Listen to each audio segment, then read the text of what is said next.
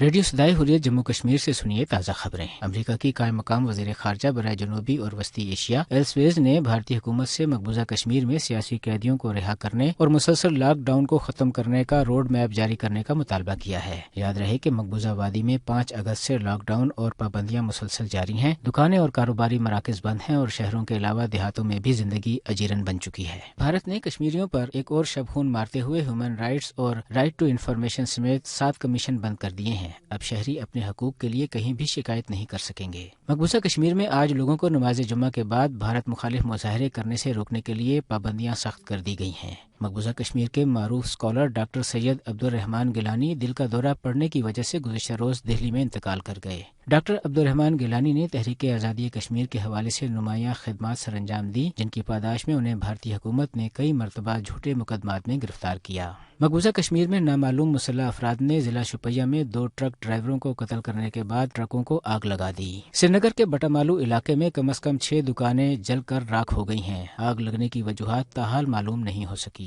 اقوام متحدہ کے سیکرٹری جنرل انطونیو گوتریس نے ایک مرتبہ پھر مسئلہ کشمیر کو پرامن مذاکرات کے ذریعے حل کرنے پر زور دیا ہے۔ پاکستان کے وزیر اعظم عمران خان نے کہا ہے کہ اقوام متحدہ کے قیام کا مقصد دنیا میں امن کا قیام اور تنازعات کا حل تھا، لیکن کشمیر جیسے دیرینہ تنازعات حل نہ ہونے سے عالمی ادارے کی ساکھ متاثر اور بھارت جیسی غاصب قوتوں کو حوصلہ مل رہا ہے۔ اس کے ساتھ ہی خبریں ختم ہوئیں۔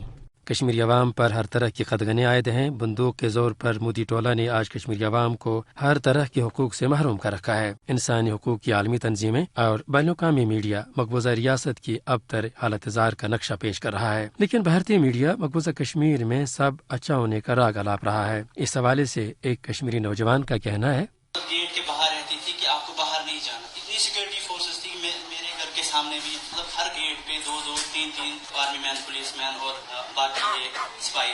سو میرا ایک کوشچن ہے، اگر کسی پولیٹیشین کو بات کرنے پہ اختیار دیا جاتا ہے، جو یہ میڈیا والے ہیں، I myself is a journalism student, یہ مطلب نہ وہاں پہ کمیونیکیشن تھی، نہ کسی طرح کا کوئی کانٹیکٹ تھا، پھر یہاں پہ یہ نیوز جو یہ ڈیلیور کرتے ہیں، کہتے ہیں کہ every thing is normal in Kashmir.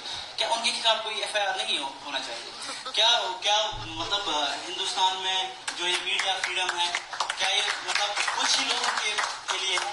So media جو ہے وہ مطلب 4th پلر آف ڈیموکریسی ہے۔ تو مجھے شاید محسوس ہوتی ہے کہ ایک بہت زیادہ بڑا journalist like Arnab Goswami and others بھارتی حکمران چانکیہ کے فلسفے کے تحت جھوٹ کو اتنا عام کرنا چاہتے ہیں کہ تاکہ سچ کا گمان ہو سکے، لیکن فریب و مکاری کے سہارے آخر بھارتی حکمران کب تک اپنی عوام کو گمراہ کرتے رہیں گے؟ حق کے مقابلے میں باطل کبھی ٹھہر نہیں سکتا۔